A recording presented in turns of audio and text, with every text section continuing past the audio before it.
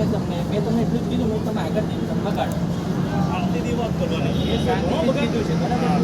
એવું બધા રાઈડર આવે છે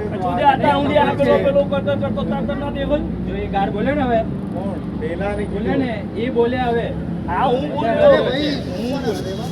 પાર્કિંગની વાત મહેનતની જરૂર છે બરાબર છે અહીંયા બધું નિયમ અહીંયા બહાર બોર્ડ મારે તારે કે લેવા દેવા છે બોલે ઓય એ શું સામે સામે કરે સમજી રાખ્યા બધા